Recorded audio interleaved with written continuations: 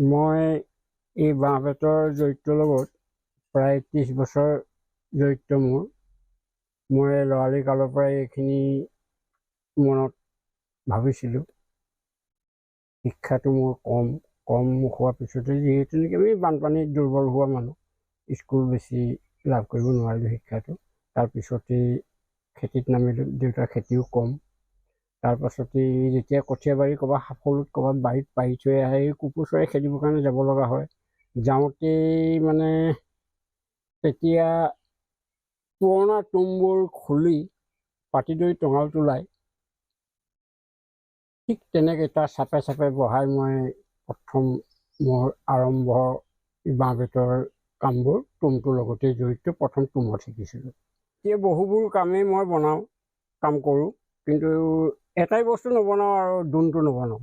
তাৰ বাদে প্ৰায় বাঁহ বেতৰ বস্তু মই বনাওঁ। আজি প্ৰজন্মও যদি মোৰ ওচৰলৈ কোনোবা আহে, কোনোবাই টঙাল দুডাল গাঁঠি শিকাই দিয়ক, কিবা কৰক বুলি ক'লে মই বৰ ভাল পাম। আৰু আজিলৈকে মই চৰকাৰৰ ওচৰত অৱশ্যে হাত মেলাও নাই, বা ক'ত কি মই নাজানো। কোনোবাই যদি সেই হিচাপে দেখুৱাই দিয়ে, চৰকাৰ হিচাপতো মই হাত পাতিম। ওচৰতে আমাৰ বহুবোৰ স্কুল আছে, স্কুলবোৰো যদি মাতি নি ল'ৰা ছোৱালীবোৰক শিকাবলৈ কয়, মই খুব আগ্ৰহী, মই ভাল পাম। আৰু আজি প্ৰজন্মক মই শিকাই যাম বুলিয়ে মই ভাবিছোঁ।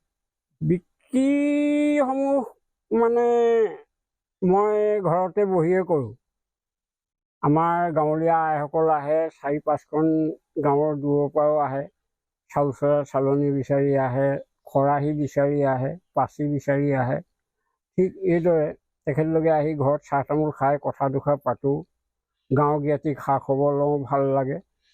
সতীৰ্থ বন্ধুসকলো আহে, তেখেতলোকেও বহি মেলি কথা দুষাৰ পাতে, আৰু তেখেতলোকেও 2-4 পদ বস্তু নিয়ে। মোৰ দাম দৰৰ লগত বিশেষ মোৰ বৰ জড়িত ধৰা বন্ধাৰ কথা নহয়। বজাৰত যে এইটো ৰেট, মই এইটো পাব লাগে সেইটো নকওঁ। 2 টকা কম ৰেটতো পায়, তেখেতলোকে মোৰ ঘৰৰ পৰা চাহ তামোলো খায় আৰু বস্তুটো দি ভাল লাগে। কাৰণ কেলৈ মোৰ আমেজ এটা এইটোৱে, কথা দুষাৰ পাতিবলৈ ভাল পাওঁ।